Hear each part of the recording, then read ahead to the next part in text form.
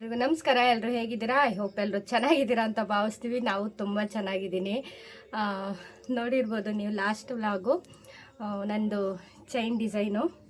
So ಆ ವ್ಲಾಗಲ್ಲಿ ಹೇಳ್ದಂಗೆ ಸುಮಾರು ಒಂದು 10 ವರ್ಷದ್ದು ಡ್ರೀಮ್ ಅಂತಲೇ ಹೇಳ್ಬೋದು. ಸೊ 5 ವರ್ಷದ್ದು ಶ್ರಮದ ಪ್ರತಿಫಲ ಅದೊಂದು ಚೈನು. ಸೊ ಖುಷಿ ಆಯಿತು. ಹೇಳೋಕ್ಕಾಗಲ್ಲ, ಕೆಲವೊಂದು ಖುಷಿನ ಎಕ್ಸ್ಪ್ಲೋರ್ ಮಾಡೋಕ್ಕಾಗಲ್ಲ, 2 ಮಾತಲ್ಲಿ ಮುಗಿಸ್ಬಿಡ್ಬೇಕು. ಸೊ ನಾನು ಮುಗಿಸ್ತೀನಿ, ಜಾಸ್ತಿ ಎಳಿಯೋಕ್ಕೋಗಲ್ಲ. ಸೊ ಇದು ಬಂದು ವೆನ್ಸ್ಡೇ ವ್ಲಾಗ್ ಆಗಿರುತ್ತೆ, ಆಯಿತಾ? ವೆನ್ಸ್ಡೇ ವ್ಲಾಗ್ ಆಗಿರುತ್ತೆ. ಬನ್ನಿ ವ್ಲಾಗ್ ಕಂಟಿನ್ಯೂ ಮಾಡೋಣ. ಇವತ್ತು ಸ್ವಲ್ಪ ಕೆಲಸ ಇದೆ, ಆಯಿತಾ? ಚಿನ್ಮಯ್ ಅಡ್ಮಿಷನ್ ಎಲ್ಲ ಮಾಡಿಸ್ಬೇಕು. ನೋಡೋಣ, ಇವತ್ತು ಅಡ್ಮಿಷನ್ ಮಾಡ್ಸೋಕ್ಕೆ ಆದಷ್ಟು ಟ್ರೈ ಮಾಡ್ತೀನಿ. ಸೊ ಅಮ್ಮನೂ ಏನೋ ಆ್ಯಸಿಡಿಂದು ಹೊಗೆ ಏನೋ ಕುಡಿದು ಸ್ವಲ್ಪ ಜಾಸ್ತಿ ಗಂಟಲೆಲ್ಲ ಇದಾಗಿದೆ. ಅವ್ರಿಗೂ ಒಂದು ಸ್ವಲ್ಪ ಹಾಸ್ಪಿಟ್ಲಿಗೆ ಕರ್ಕೊಂಡೋಗಿ ತುಂಬಾ ಐತೆ. ಬನ್ನಿ ವ್ಲಾಗ್ ಕಂಟಿನ್ಯೂ ಮಾಡ್ತೀನಿ. ಬೆಳಗ್ಗೆನೇ ಫ್ರೆಶ್ ಅಪ್ ಆಗಿದ್ದೀನಿ, ಸ್ನಾನ ಎಲ್ಲ ಆಯಿತು, ಪೂಜೆನೂ ಆಗೈತೆ.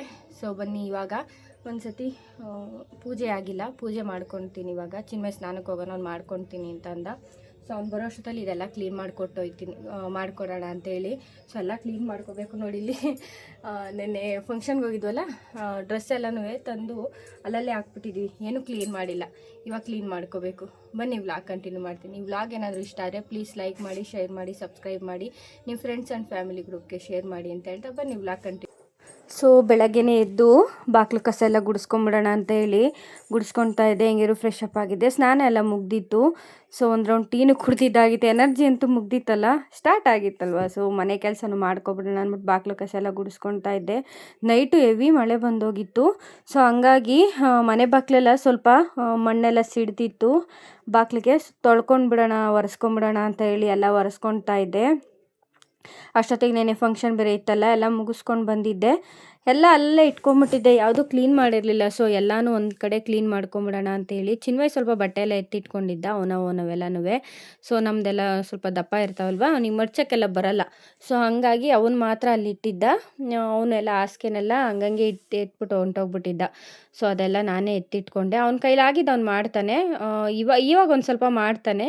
ಸೊ ಅವ್ನ ಕೈಲಾಗಿದ್ದು ಅವ್ನು ಮಾಡಲಿ, ನನ್ನ ಕೈಲಾಗಿದ್ದು ನಾನು ಮಾಡ್ತೀನಿ ಅಂತ ಹೇಳ್ಕೊಂಡು ಎಲ್ಲನೂ ಮಾಡ್ಕೊತಾ ಇದ್ದೆ.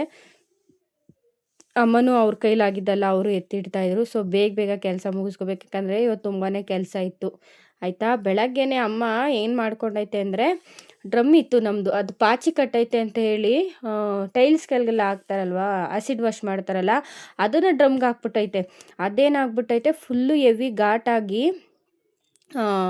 ಸುತ್ಕೊಬಿಟ್ಟೈತೆ. ಘಾಟೆಲ್ಲನೂ ಈಚೆಗೆ ಬರೋಕ್ಕಾಗಿಲ್ಲ ನಾವು ಅಮ್ಮನಿಗೆ. ನಾವು ಬೆಳಗ್ಗೆನೇ ಹಂಗಾಗಿರೋದ್ರಿಂದ ಸೊ ನಾವು ಗೊತ್ತಿಲ್ಲ, ನಾವು ಮಲ್ಕೊಂಡ್ಬಿಟ್ಟಿದ್ದೀವಿ. ನಾನು ಎದ್ದಿದ್ದು ಬೇರೆ ಸ್ವಲ್ಪ ಲೇಟು, 6 ಗಂಟೆ 6:15ಗೆ ಸ್ವಲ್ಪ ಎದ್ದಿದ್ದು ನಾನು.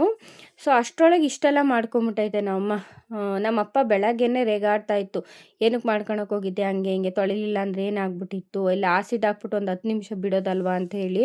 ಸೊ ಈ ಥರನೂ ಮಾಡ್ಕೊಂಡಿದ್ದುಂಟು ನಮ್ಮಮ್ಮ. ಸುಮ್ಮನೆ ಇರಲ್ಲ, ಏನಾದರೂ ಒಂದು ಮಾಡ್ಕೊತಿತ್ತು. ಬೆಳಗ್ಗೆನೇ ಜಗಳಕ್ಕೆ ಬಿದ್ದಿದ್ರು ಇಬ್ರೂ, ಈ ಥರ ಮಾಡ್ಕೊಂಡಿದ್ಯಾ ಅಂತೇಳಿ. ನಾನೇನು ಮಾತಾಡಲಿಲ್ಲ. ಇವ್ರ ಸೌಂಡ್ಗೆ ಎದ್ಬಿಟ್ಟೆ, ನಾನು ಮಲ್ಗೋಕ್ಕೆ ಹೋಗಲಿಲ್ಲ. ಸೊ ನೈಟ್ ಮಲಗಿದ್ದು ಬೇರೆ ಲೇಟ್ ಆಗಿತ್ತಲ್ವ. ಒಡವೆ ಎಲ್ಲ ಇಸ್ಕೊಂಡು ಬಂದು, ನೀವು ಪ್ರೀವಿಯಸ್ ವ್ಲಾಗ್ ನೋಡಿದರೆ ಗೊತ್ತಾಗಿರುತ್ತೆ ನಿಮಗೆ. ಹಂಗಾಗಿ ಚೈನೆಲ್ಲ ಇಸ್ಕೊಂಡು ಬಂದು ಪೂಜೆ ಎಲ್ಲ ಮಾಡಿ, ಮಂಗಳವಾರ ಆಗಿತ್ತಲ್ಲ. ಸೊ ಪೂಜೆ ಮಾಡ್ಬಿಟ್ಟು ನಾನೇನಂದರೆ, ಏನೇ ಗೋಲ್ಡ್ ಆಗಲಿ ಸಿಲ್ವರ್ ಆಗಲಿ ತಂದ್ರೂ ನಂದೊಂದು ಲಕ್ಷ್ಮಿದು ವಿಗ್ರಹ ಮಾಡಿಕೊಂಡಿದ್ದೀನಿ. ಸೊ ಅಲ್ಲಿಗೆ ನಾನು ಹಾಕಲೇಬೇಕು, ನನಗಿಲ್ಲ ಅಂದರೆ ಸಮಾಧಾನ ಆಗಲ್ಲ. ಸೊ ಹಂಗಾಗಿ ಏನೇ ಒಳ್ಳೇದಾಗಬೇಕು ಅಂದರೂ ನನಗೆ ಮಂಗಳವಾರ ಆಗುತ್ತೆ, ಇಲ್ಲ ಸೋಮವಾರ ಆಗುತ್ತೆ. ಸೊ ಇದೇ ಥರ ಮಂಗಳವಾರ, ಸೋಮವಾರ, ಇಲ್ಲ ಶುಕ್ರವಾರ, ಇದೇ ಥರನೇ ಇರುತ್ತೆ ನನಗೆ. ಸೊ ಅದು ನಾನು ಬಿಲೀವ್ ಮಾಡೋದ್ರಿಂದ ಬೆಳಗ್ಗೆ ನೈಟೇ ಪೂಜೆ ಮಾಡಿಬಿಟ್ಟು ಸಮಾಧಾನವಾಗಿ ಮಲ್ಕೊಂಡಿದ್ದೆ. ಸೊ ಮಲಗಿದ್ದು ಲೇಟ್ ಆಯಿತು, ಆದರೂ ಪರವಾಗಿಲ್ಲ. ಬೆಳಗ್ಗೆ 6 ಗಂಟೆ 6:15ಗೆ ಇದ್ದು, ಸೊ ಎಲ್ಲ ಮೊದಲು ಫ್ರೆಶ್ ಅಪ್ ಆಗಿಬಿಟ್ಟೆ. ನಮ್ಮ ಮನೆ ದೀಪ ನೈಟ್ ಹಚ್ಚಿರೋದು ಇನ್ನೂ ಉರಿತಾನೆ ಇತ್ತು. ಸೊ ಸಾಮಾನ್ಯವಾಗಿ ನಮ್ಮ ಮನೇಲಿ ದೀಪ ಆರಲ್ಲ, ದೀಪ ಉರಿತಾನೆ ಇರುತ್ತೆ, ಯಾಕಂದರೆ ಡೈಲಿ ಪೂಜೆ ಮಾಡ್ತೀವಲ್ವ. ಸೊ ಹಂಗಾಗಿ ನಾನಿಲ್ಲ ಅಂದರೆ ಮಗ ಇಲ್ಲಾಂದ್ರೆ ಅಮ್ಮ ಈ ಥರ ಪೂಜೆ ಮಾಡ್ಕೊಂಬಿಡ್ತೀವಿ. ಸೊ ಹಂಗಾಗಿ ದೀಪ ಆರಲ್ಲ. ಇವತ್ತು ಅಷ್ಟೇ ದೀಪ ಹಂಗೆ ಆರಿರಲಿಲ್ಲ, ಉರಿತಾ ಇತ್ತು. ಸೊ ನಾನು ಎಲ್ಲ ಪಾತ್ರೆ ಎಲ್ಲ ತೊಳೆದಿಟ್ಟಿದ್ದೆ, ಎಲ್ಲನೂ ಜೋಡಿಸ್ಕೊಂಬಿಡೋಣ, ಎಲ್ಲ ಕೆಲಸ ಮಾಡ್ಕೊಂಡ್ಬಿಡೋಣ ಅಂತೇಳಿ ಮಾಡ್ಕೊತಾ ಇದ್ದೆ. ತರಕಾರಿ ಎಲ್ಲ ತಂದು ಇಟ್ಟಿದ್ದೆ. ಸೊ ಅದನ್ನೆಲ್ಲ ಹಂಗಂಗೆ ಇಟ್ಕೊಂಬಿಟ್ಟಿದ್ದೆ, ಕವರಲ್ಲಿ ತಂದಿದ್ನಲ್ವ, ಹಂಗಂಗೆ ಇಟ್ಕೊಬಿಟ್ಟಿದ್ದೆ. ಅದನ್ನೆಲ್ಲ ಒಂದು ಬೇಸನ್ಗೆ ಹಾಕಿ ಎತ್ತಿಟ್ಕೊಂಬಿಟ್ರೆ ಕ್ಲೀನಾಗಿ ಸಿಗುತ್ತೆ ನನಗೆ. ಸೊ ಹಂಗಾಗಿ ಎಲ್ಲ ಒಂದು ಕಡೆಯಿಂದ ಎಲ್ಲ ಎತ್ತಿಟ್ಕೊತಾ ಇದ್ದೆ. ಪಪ್ಪಾಯ ಎಲ್ಲ ಇತ್ತು. ಸೊ ಅದು ಕಾಯಂಗಿತ್ತು. ಹಂಗಾಗಿ ಸ್ವಲ್ಪ ಹಣ್ಣಾಗ್ಲಿ ಅಂತ ಇಟ್ಟಿದ್ದೆ. ಹಣ್ಣಾಗಿತ್ತು, ಅದು ಕಲ್ಲರ್ ಬಂದಿದೆ ಅಷ್ಟೇ, ಇನ್ನೂ ಹಣ್ಣಾಗಿರಲಿಲ್ಲ. ಸೊ ಹಂಗಾಗಿ ಅದನ್ನು ಎಲ್ಲ ಒಂದು ಕಡೆ, ಹಣ್ಣುಗಳ್ನೇ ಒಂದು ಕಡೆ, ಇದೇ ಒಂದು ಕಡೆ ಎತ್ತಿಟ್ಕೊಂಬಿಟ್ರೆ ಸ್ವಲ್ಪ ನನಗೆ ಈಸಿ ಆಗುತ್ತೆ ಅಡುಗೆ ಮಾಡೋವಾಗ. ಹಂಗಾಗಿ ಎಲ್ಲ ಒಂದು ಕಡೆಯಿಂದ ಎತ್ತಿಟ್ಕೊತಾ ಇದ್ದೆ. నేను ಎತ್ತಿಟ್ಕೊಂಡಿದ್ದೆಲ್ಲ ಆಯ್ತಲ್ಲ, ಕ್ಲೀನಾಗೆಲ್ಲ ಕಸ ಗುಡಿಸ್ಕೊಂಬಿಡೋಣ, ಇವಾಗಲೂ ಮತ್ತೆ ಪೂಜೆ ಮಾಡಬೇಕಲ್ವಾ. ಸೊ ಹಂಗಾಗಿ ಎಲ್ಲ ಕ್ಲೀನ್ ಮಾಡ್ಕೊತಾ ಇದ್ದೆ. ಚಿನ್ಮಯ್ ನಾನು ಪೂಜೆ ಮಾಡ್ತೀನಮ್ಮ, ನೀನು ಒಂಚೂರು ನೆಲ ಒರೆಸ್ಕೊಡು ಅಂತ ಹೇಳ್ದ. ಸೊ ಹಂಗಾಗಿ ಅವ್ನು ಪೂಜೆ ಮಾಡ್ಕೊಂಡ್ಬಿಟ್ರೆ ನನಗೆ ಅದೊಂದು ಕೆಲಸ ಕಮ್ಮಿ ಆಗಿಬಿಡುತ್ತೆ. ಅಂದರೆ ಆರಾಮಾಗಿ ಕೆಲಸ ಮಾಡ್ಕೊಬೋದು ಬೇರೆ ಕೆಲಸನೂ. ಸೊ ಹಂಗಾಗಿ ಕ್ಲೀನಾಗೆಲ್ಲ ಕಸ ಗುಡಿಸ್ಕೊಂಡು ನಾನು ನೆಲ ಎಲ್ಲ ಒರೆಸ್ಕೊಬಿಟ್ಟೆ. ನಾನು ನೆಲ ಒರ್ಸೋಕೆ ಏನು ಮಾಡ್ತೀನಿ ಅಂದರೆ, ವಾಟರ್ ಫಿಲ್ಟರ್ದು ವೇಸ್ಟೇಜ್ ವಾಟರ್ ಇರುತ್ತಲ್ಲ ಅದನ್ನೇ ಯೂಸ್ ಮಾಡ್ಕೊಂಬಿಡ್ತೀನಿ. ಅದಕ್ಕೇನು ಸಪ್ರೇಟ್ ನೀರೇನು ಹಾಕೋಕ್ಕೋಗಲ್ಲ. ಅದನ್ನೇ ಯೂಸ್ ಮಾಡಿ ಪಾತ್ರೆ ತೊಳೆಯೋಕ್ಕೋ, ಇಲ್ಲಾಂದರೆ ಬಟ್ಟೆ ಒಗೆಯೋಕ್ಕೋ, ಈ ಥರ ನೆಲ ಒರೆಸ್ಕೊಳ್ಲಿಕ್ಕೆ, ಬಾಗಿಲು ತೊಳೆಯೋಕ್ಕೆ ಈ ಥರ ಯೂಸ್ ಮಾಡ್ಕೊಂಬಿಡ್ತೀನಿ. ಅದನ್ನೇನು ವೇಸ್ಟ್ ಮಾಡೋಕ್ಕೋಗಲ್ಲ. ಸೊ ಅವನು ಅಷ್ಟೊತ್ತಿಗೆ ಸ್ನಾನ ಮಾಡ್ಕೊಂಡು ಬಂದು, ಹೆಜ್ಜೆ ಮಾಡೋದು ಬೇಡ ನಮ್ಮಮ್ಮ ಬೈಯುತ್ತೆ ಅಂದ್ಬಿಟ್ಟು ಸುಮ್ಮನೆ ಕುಂತ್ಬಿಟ್ಟಿದ್ದ. ಒಂದು ಸತಿ ಆಗಲೇ ಬೈದಿದ್ದೆ, ಎಷ್ಟು ಸತಿ ಸೆಡ್ಡೆ ಹೊಡಿತೀಯಾ ನಾನೇನಾದರೂ ಕೆಲಸ ಮಾಡುವಾಗ ಅಂತ. ಸರಿ ಆಯಿತು, ನಾನು ಕುತ್ಕೊಳ್ತೀನಿ ಕೆಲಸ ಮಾಡ್ಕೊ ಅಂತೇಳಿ ಅವನು ಸುಮ್ಮನೆ ಕುತ್ಕೊಬಿಟ್ಟಿದ್ದ ಟಿ ವಿ ನೋಡಿಕೊಂಡು.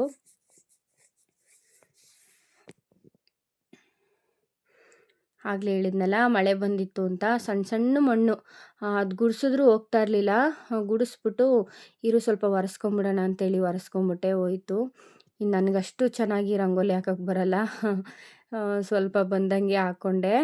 ಯಾಕಂದರೆ ಇಲ್ಲಿ ನನ್ನ ಮಗ ಇರ್ತಾರಲ್ವ, ಸೊ ರಂಗೋಲಿ ಹಾಕಿದ್ರೂ ಕ್ಲೀನಾಗಿ 5ರಿಂದ 10 ನಿಮಿಷ ಇರೋದು ಹೆಚ್ಚು ಹೇಳ್ಬೇಕಂದ್ರೆ. ಮಕ್ಕಳಿರತ್ತವ 20 ಸತಿ ಓಡಾಡ್ತಿರ್ತಾರೆ, ಮ್ಯಾಟೆಲ್ಲ ಎಳ್ದಾಡ್ತಿರ್ತಾರೆ. ಸೊ ರಂಗೋಲಿ ಅಷ್ಟಿರಲ್ಲ, ಸಿಂಪಲ್ಲಾಗಿ ರಂಗೋಲಿ ಬಿಟ್ಕೊಂಡು ಇಲ್ಲಿ ನಾನು ಆಯಿಲ್ ಬಾಟಲ್ ಫಿಲ್ ಮಾಡ್ಕೊತಾ ಇದ್ದೆ. ಅಷ್ಟೊತ್ತಿಗೆ ಚಿನ್ಮಯಿ ಪೂಜೆ ಮಾಡ್ಲಿಕ್ಕೆ ಬಂದ.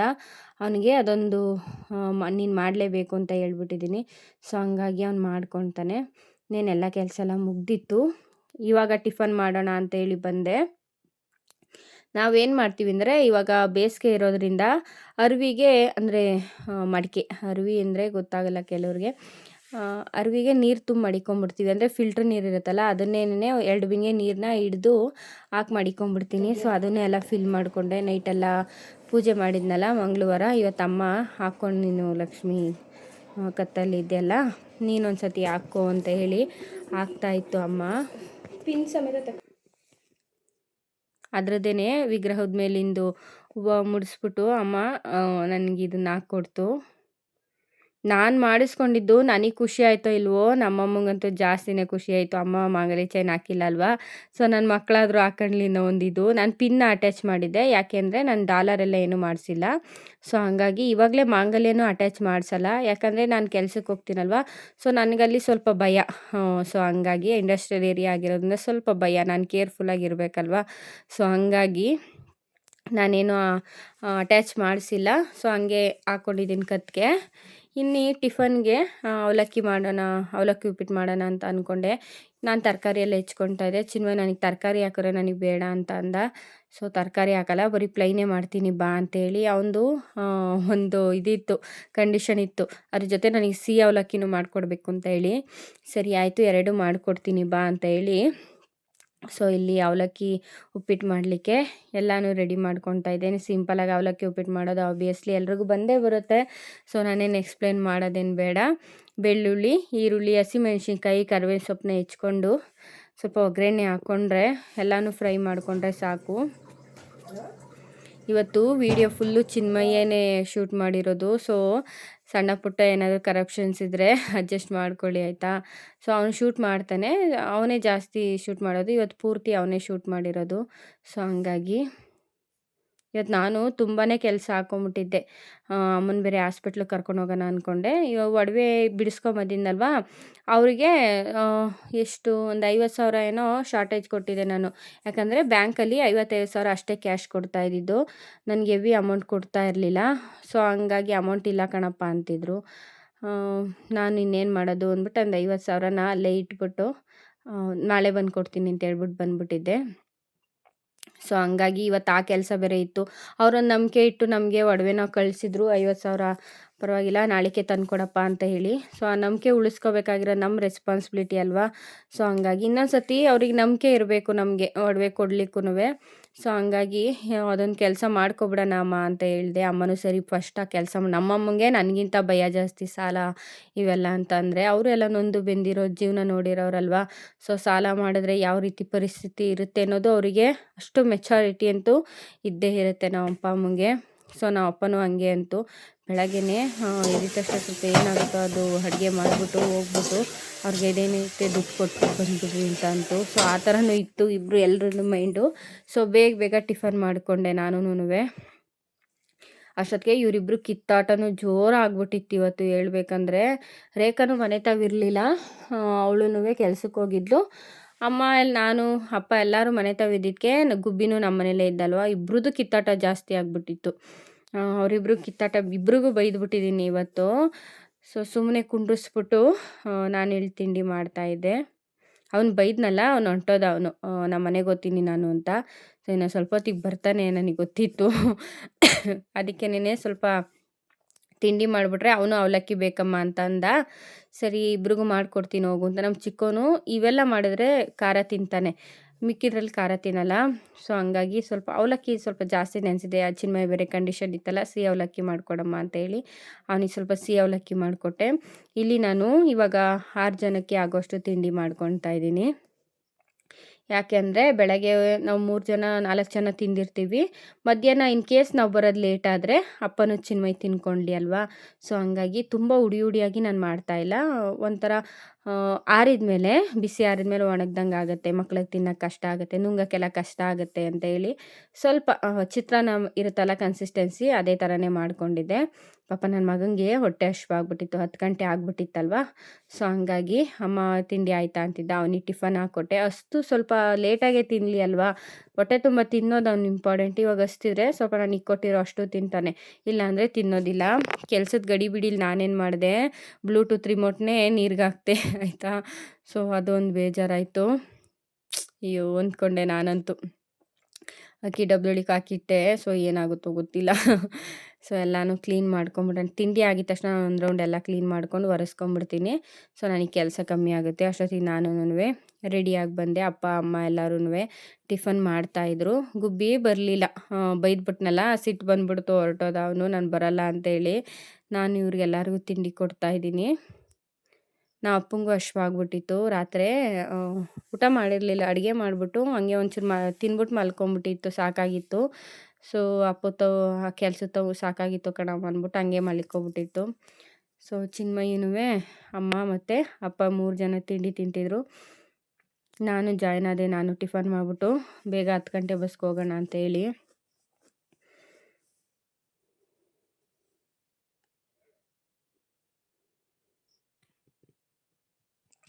ನಾನು ತಿಂಡಿ ಎಲ್ಲ ತಿಂದು ರೆಡಿ ಆದೆ.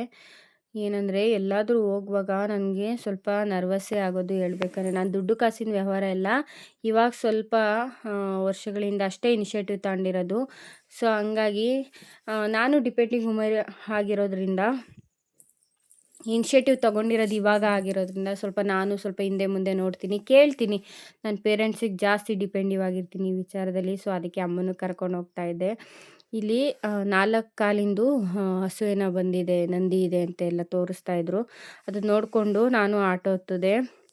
ಬಸ್ ಸಿಗಲಿಲ್ಲ ನನಗೆ. ಹೋಗಿದ್ದ ಕೆಲಸ ಅಂತೂ ಪಕ್ಕಾ ಫ್ಲಾಪ್ ಆಯಿತು. ಬ್ಯಾಂಕಲ್ಲಂತೂ ಕೆಲಸ ಆಗಲಿಲ್ಲ. ಸೊ ಒಡವೆ ಅಂಗಡಿಗೆ ಹೋಗ್ಬಿಟ್ಟು ದುಡ್ಡು ಕೊಟ್ಬಿಟ್ಟು ಬರುವಾಗ ಸಿಟ್ಟಲ್ಲಿದ್ದೆ. ಅಮ್ಮ ಅದಕ್ಕೆ ಐಸ್ ಕ್ರೀಮ್ ಕೊಡಿಸ್ದೆ. ಹೆಂಗ ನಮ್ಮನ್ನು ಐಸ್ ಮಾಡಬೇಕಲ್ಲ ಅಂತೇಳಿ, ಸರಿ ಆಯಿತು ಹೊಲ್ತಕ್ಕೆ ಹೋಗೋಣ ಅಂತೇಳಿ ಬಂದೆ. ಇಲ್ಲಿ ನೋಡಿ ನಮ್ಮ ತೋಟದಲ್ಲ ಇದು, ಬರ್ತಾಯಿದೆ. ಅಲ್ಲೊಂದು ಮಾವಿನ ಹಣ್ಣು ನೋಡಿದೆ. ಸೊ ಇಷ್ಟ ಆಯಿತು. ಹಣ್ಣು ಆಗ್ಬಿಟ್ಟಿತ್ತು ಅದು ಪೂರ್ತಿ. ಅಲ್ಲೊಂದು ಹಣ್ಣು ಐತೆ ನೋಡಲು, ಯೆಲ್ಲೋ ಕಲರ್ ಆಗ್ಬಿಟ್ಟಿತ್ತು. ನಂಗೆ ಅದು ನೋಡಿದ್ರೆ ತಿನ್ನಬೇಕು ಅನ್ನಿಸ್ತಾಯಿತ್ತು. ನನಗೆ ಮರದ ಹಣ್ಣು ಅಂದರೆ ತುಂಬ ಇಷ್ಟ. ನಾವು ಕಿತ್ಕೊಂಬಂದು ಒತ್ತಾಕಿದ್ರೆ ಆ ಟೇಸ್ಟ್ ಇರಲ್ಲ. ಮರದಲ್ಲಿ ಹಣ್ಣಾದರೆ ಅದೊಂದು ಟೇಸ್ಟ್ ಹೇಳ್ಬೇಕಂದ್ರೆ ನಂಗೆ ಸಖತ್ ಇಷ್ಟ. ಇವಾಗ ನಾನು ಹೊಲ್ತಕ್ಕೆ ಬಂದಿದ್ದ ಪರ್ಪಸ್ಸು ಇದೇನೆ, ಟ್ಯಾಕ್ಟ್ರ್ ಕರ್ಸಿತ್ತಪ್ಪ. ಯಾಕಂದರೆ ಮಳೆ ಹೋಯ್ತಲ್ವ, ಹೊಲ ಉಳಿಸ್ಬಿಡೋಣ ಅಂತ ಹೇಳಿ ತೋಟಕ್ಕೆ, ಇಲ್ಲಿ ತೆಂಗಿನ ತೋಟಕ್ಕೆ ಕಳಿಸಿತ್ತು. ಏನಂದರೆ ಹಣ್ಣಾಗ್ಬಿಟ್ಟಿತ್ತು ಈ ಸತಿ. ಯಾಕೋ ತೋಟ ಕೊಟ್ಟಿದ್ದೀವಿ, ಅವ್ರೇನು ಕಿತ್ಕೊಂಡವ್ರೋ ಇಲ್ವೋ ಗೊತ್ತಿಲ್ಲ, ಹಣ್ಣಾಗ್ಬಿಟ್ಟಿತ್ತು. ಆಗಲೇ 1 ವಾರಕ್ಕೆ ಮುಂಚೆ ಒಂದು 5 ಕಿತ್ಕೊಂಡೋಗಿದ್ದೆ, ಒಂದು 10 ಕಿತ್ಕೊಂಡೋಗಿದ್ದೆ. ಇವತ್ತು ನಾನು ಬರೋ ಅಷ್ಟೊತ್ತಲ್ಲಿ ಮರ ಟ್ಯಾಕ್ಟ್ರಿ ಉಳ್ತಾ ಇರುತ್ತಲ್ಲ, ಒಂದು ಸ್ವಲ್ಪ ಟಚ್ ಆದರೂ ಹಣ್ಣಾಗಿರೋದೆಲ್ಲ ಉದುರೋಗ್ಬಿಟ್ಟಿದ್ದೋ, ಒಂದು 3-4 ಉದುರೋಗ್ಬಿಟ್ಟಿದ್ದೋ. ನಮ್ಮ ಅಪ್ಪ ಫೋನ್ ಮಾಡ್ತು, ಹಣ್ಣು ಸಿಕ್ಬಿಟ್ಟೈತೆ ಬರ್ರಿ ಮರದ ಹಣ್ಣು ಅಂತೇಳಿ. ಸೊ ನಾನು ಅಂಟ್ಬಿಟ್ಟೆ. ಹೇಳ್ಬೇಕಂದ್ರೆ ನನಗೆ ತುಂಬ ಇಷ್ಟ ಮರದಲ್ಲಿ ಹಣ್ಣಾಗಿರೋದು. ಸೊ ಚಿನ್ಮಯ್ ನನಗೆ ಇನ್ನೊಂದೆರಡು ಸಿಗುತ್ತೆ ಅಂತ ಮರ ಹತ್ತೆಲ್ಲ ನೋಡ್ತಿದ್ದ, ಅವನಿಗೆ ಸಿಗಲಿಲ್ಲ. ಅಪ್ಪನೇ ಕೆಳಗೆ ಒಂಚೂರು ಸೌಂಡ್ ಆದ್ರೂನುವೆ, ಒಂಚೂರು ಮರ ಟಚ್ ಆದ್ರೂನುವೆ ಟ್ಯಾಕ್ಟ್ರಿಗೆ ತುಂಬ ಹಣ್ಣಾಗಿದ್ರೆ ಬಿದ್ದುಬಿಡುತ್ತೆ ಆಯಿತಾ. ಮರದ ಹಣ್ಣಂತೂ ನನಗೆ ಈ ಸತಿ ಅಂತೂ ಒಂದು 5 ಸಿಕ್ತು ಹೇಳ್ಬೇಕಂದ್ರೆ. ಅಲ್ಲೇ ಕುತ್ಕೊಂಡು ನಾನು ನನ್ನ ಮಗ ಒಂದೊಂದು ತಿಂದ್ವಿ. ಇಲ್ಲಿ ಮರ ದೊಡ್ಡವಾಗಿರೋದ್ರಿಂದ ಬೇರು ಬೆಳೆದ್ಬಿಟ್ಟಿದೆ. ಅವರಿಗೆ ಉಳಕ್ಕೆ ಸ್ವಲ್ಪ ಕಷ್ಟನೇ ಆಗ್ತಿತ್ತು ಹೇಳ್ಬೇಕಂದ್ರೆ. ಆದರೂ ಪಾಪ ಅವಣ್ಣ ಪೇಷನ್ಸ್ ಸಿಕ್ಕೊಂಡು ಉಳ್ಕೊಡ್ತು. ಹಂಗೆ ಪಂಚಣಿಯ ಇವೆಲ್ಲನೂ ಇದ್ದರೆ ಉಳಕ್ಕಾಗಲ್ಲ ಅಂತಲೂ ಹೇಳ್ತಾ ಇತ್ತು ಅವಣ್ಣ. ನಮ್ಮದು ತೆಂಗಿನ ಮರ ಬೇರೆ ಇಷ್ಟಿಷ್ಟೇ ಈ ಥರ ತೆಂಗಿನ ಸಸಿ. ಅವಣ್ಣನೂ ಸಜೆಷನ್ ಕೊಡ್ತಾಯಿತ್ತು ಹೇಳ್ಬೇಕಂದ್ರೆ, ಬೇಡ ಇವೆಲ್ಲ ತೆಂಗಿನ ಸಸಿ ಒಂದು ಉಳಿಸ್ಕೊ ಅಂತ ಹೇಳಿ. ಅಪ್ಪನೂ ಅಂತಿತ್ತು. ಎಲ್ಲ ಉಳಿಸ್ಕೊಂಡು ನಮ್ಮದು 3 ತುಂಡ ಇರೋದಿಲ್ಲಿ, 1 ತುಂಡ ಉಳಿಸ್ಕೊಂಡ್ವಿ. ಇಲ್ಲೇ ಅವ್ರಿಗೆ ಕಷ್ಟ ಹೇಳ್ಬೇಕಂದ್ರೆ. ಇನ್ನೊಂದು ತುಂಡ ಇದೆ, ಅದು ಮತ್ತು ಈ ತುಂಡನೇ ಸ್ವಲ್ಪ ಕಷ್ಟ. ಅಷ್ಟೊತ್ತಿಗೆ ಇವರಿಬ್ರು ಅಲ್ಲಿರೋ ಹೂವು ಎಲ್ಲ ಕಿತ್ಕೊಂಡು ಇಲ್ಲಿ ಪೂಜೆ ಮಾಡ್ಲಿಕ್ಕೆ ಬಂದು. ಇಲ್ಲಿ ಮುನಿಯಪ್ಪನ ಗುಡಿ ಇದೆ, ಮುನಿಯಪ್ಪನ ಗುಡಿ ಮತ್ತು ನಾಗರ ಕಲ್ಲಿದೆ. ಸೊ ಅದಕ್ಕೆ ಅಪ್ಪ ಬಂದಾಗೆಲ್ಲ ಇವನ ಕೈಲಿ ಪೂಜೆ ಮಾಡಿಸುತ್ತೆ. ಇಲ್ಲಿ ಪೂಜೆ ಮಾಡ್ತಾ ಈ ಸತಿ ಅಂತೂ ನಾವೇನು ಹೇಳಲಿಲ್ಲ, ಅವನೇ ಪೂಜೆ ಮಾಡ್ತಿದ್ದ. ಪೂಜೆ ಮುಗಿಸ್ಕೊಂಡು ಮನೆ ತಕ್ಕ ಬಂದು ನಾನು ಇಲ್ಲೆಲ್ಲ ಸೊಪ್ಪು ಕಿತ್ಕೊಳ್ಳೋಣ ಅಂತ ಬಂದ್ವಿ, ನಾನು ಅಮ್ಮ ಇಬ್ರುನುವೆ. ಸ್ವಲ್ಪ ಬಸ್ಸಾರು ಏನಾದರೂ ಮಾಡೋಣ. ಕರೆಂಟ್ ಬೇರೆ ಹೋಗೋ ಚಾನ್ಸಸ್ ತುಂಬ ಇತ್ತು, ಯಾಕಂದರೆ ಮಿಂಚ್ತಾ ಇತ್ತು ಆಲ್ರೆಡಿ 5 ಗಂಟೆಗಾಗಲೇ ಮಿಂಚ್ತಾ ಇತ್ತು. ಸೊ ಎಲ್ಲನೂ ಕಿತ್ಕೊಂಬಿಡೋಣ, ಸೊಪ್ಪಿನಿದ್ರೆ ಸ್ವಲ್ಪ ಕಿತ್ಕೊಂಡು ಬಸ್ಸಾರು ಏನಾದರೂ ಮಾಡಿಬಿಡೋಣ ಅಂತೇಳಿ ಮಾಡ್ಕೊಂಡಿದ್ದಾಯಿತು.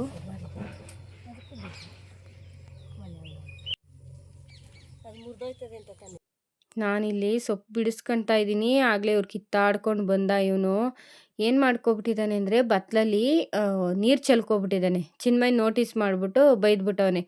ಏನಕ್ಕೆ ನೀರು ಚೆಲ್ಕೊಂಡು ಅಂತಂದರೆ ಮೈ ಮೇಲೆಲ್ಲ ಮಣ್ಣು ಹಾಕ್ಕೊಬಿಟ್ಟವನೆ. ಬೈತೀವಲ್ವ ನಾವು. ಸೊ ತೊಳ್ಕೊಳಕ್ಕೆ ಹೋಗೋನೆ, ತೊಳ್ಕೊಳಕ್ಕೆ ಬಂದಿಲ್ಲ, ಪೂರ್ತಿ ನೀರು ಮಾಡ್ಕೊಬಿಟ್ಟಿದ್ದ ಮೈ ಪೂರ್ತಿ.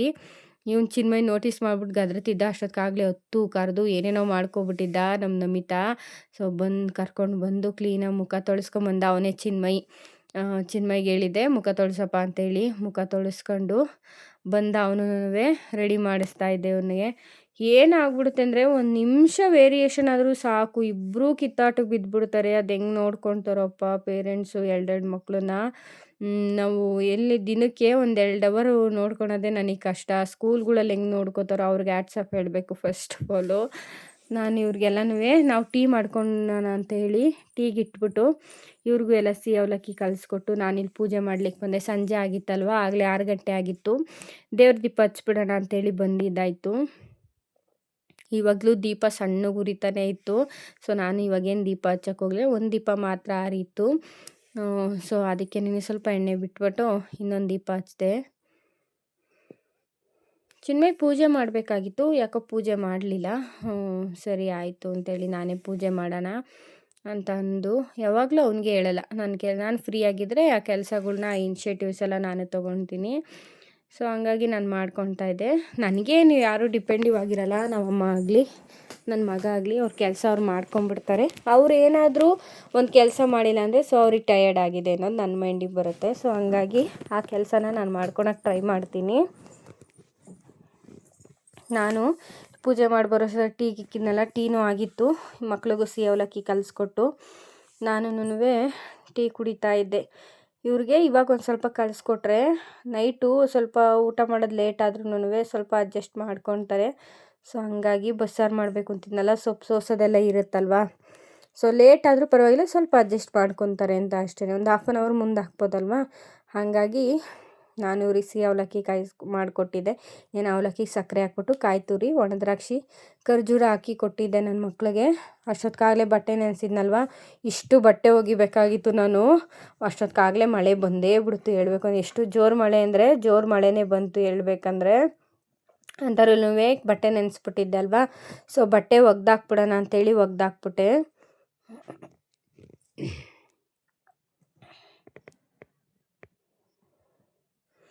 ಸುಮಾರು ಬಟ್ಟೆ ಒಗ್ದಾಕ್ತು. ಹೇಳ್ಬೇಕಂದ್ರೆ ಬಟ್ಟೆ ಅಂತೂ ಹೆವಿ ಇತ್ತು. ಅಷ್ಟು ಒಗೆಯೋ ಅಷ್ಟೊತ್ತಲ್ಲಿ ನನಗೆ ಕಾಲೆಲ್ಲ ನೋವು ಬಂದ್ಬಿಡ್ತು. ಯಾವಾಗಲೂ ನಾನೇನು ಬಟ್ಟೆ ಒಗ್ಯಕ್ಕೆ ಹೋಗಲ್ಲ, ಅಮ್ಮನೇ ಬಟ್ಟೆ ಒಗೆಯೋದು. ಸೊ ನಮ್ಮಮ್ಮ ಹೆಂಗೆ ಒಗ್ಯುತ್ತಪ್ಪ ಬಟ್ಟೆನ ಅಂತ ಅನ್ನಿಸ್ತು. ಒಂದು ಸ್ವಲ್ಪ ಫೈನಾನ್ಷಿಯಲ್ ಸ್ಟೆಬಿಲಿಟಿ ಇದ್ದರೂ ಒಂದು ವಾಷಿಂಗ್ ಮಿಷಿನ್ ತಂದುಬಿಡ್ಬೋದಿತ್ತಲ್ಲ ಅನ್ನೋ ಮೈಂಡು ಬಂತು ನನಗೆ. ಹೇಳ್ಬೇಕಂದ್ರೆ ಅಷ್ಟು ಬಟ್ಟೆ, ಹೇಳ್ಬೇಕಂದ್ರೆ 2 ಮೂಲೆಯಲ್ಲೂ ಬಟ್ಟೆ ಹಾಕ್ಬಿಟ್ಟಿದ್ದೆ. ಅಷ್ಟು ಬಟ್ಟೆ. ಇದೇನು ಜಾಸ್ತಿ ದಿವಸದ್ದೇನಲ್ಲ, ಮಿನಿಮಮ್ 3 ದಿವಸದ ಬಟ್ಟೆ ಅಷ್ಟೇ ಇದೆಲ್ಲ. 3-4 ದಿವಸದ ಬಟ್ಟೆ. ಇಷ್ಟು ಬಟ್ಟೆ ಇರುತ್ತಾ ಅನ್ಕೊಬಿಟ್ಟೆ. ಅಮ್ಮ ಏನು ಮಾಡಿಬಿಟ್ಟೈತೆ, ಅವ್ನ ಸ್ಕೂಲ್ ಬ್ಯಾಗು, ಲಂಚ್ ಬಾಕ್ಸು ಎಲ್ಲ ಒಂದು ಕಡೆ ನೆನೆಸ್ಬಿಟ್ಟೈತೆ. ಬರೋ ಮ್ಯಾಟ್ಸು ಎಲ್ಲನೂ ನೆನೆಸ್ಬಿಟ್ಟಿತ್ತು. ಸೊ ಮಳೆನೂ ಬರೋಕ್ಕೆ ಸ್ಟಾರ್ಟ್ ಆಗೋಯ್ತು, ಮಳೆನೂ ಜೋರಾಗೋಯ್ತು. ಸೊ ನಾನು ಒಳಗೆ ಒಗ್ದಿದ್ದಕ್ಕೆ ಓಕೆ, ಇನ್ನು ಮೋಲ್ಡ್ ಮೇಲೆ ಒಗಿತೀನಿ ಅಂತ ಅಂದಿದ್ರೆ ಕಷ್ಟ ಆಗಿರೋದು ನನಗೂ. ಇದು 2 ಡಬ್ಬು, ಒಳಗೊಂದು ಡಬ್ಬಿಕ್ತೆ. ಮ್ಯಾಟು, ಸ್ಕೂಲ್ ಬ್ಯಾಗ್ಸು, ವರ್ಷ ಬಟ್ಟೆಗಳ್ನೆಲ್ಲ ಇಲ್ಲೇ ಒಣಗಾಕ್ಬಿಟ್ಟೆ. ಯಾಕಂದರೆ ಒಳಗೆ ಇಕ್ಕೊಳೋದು ಬೇಡ ಅಂತ ಹೇಳಿ ಇಲ್ಲೇ ಒಣಗಾಕ್ಬಿಟ್ಟೆ. ಅದೇ ಥರನೇ ಇದೆಲ್ಲ ನಾನೆಲ್ಲ ಸಾಕಾಗಿ ಬರೋಷ್ಟೊತ್ತಲ್ಲಿ ಅಮ್ಮ ಬಿಸಿ ಮುದ್ದೆ ಬಸ್ಸಾರು ಮಾಡಿಬಿಡ್ತು. ಕುಂತಿತ್ತು. ಯಾರು ಊಟ ಮಾಡಿರಲಿಲ್ಲ, ಮಕ್ಕಳಷ್ಟೇ ಊಟ ಮಾಡಿದ್ರು. ಮಕ್ಕಳು ಅಪ್ಪ ಅಷ್ಟೇ ಊಟ ಮಾಡಿದ್ರು.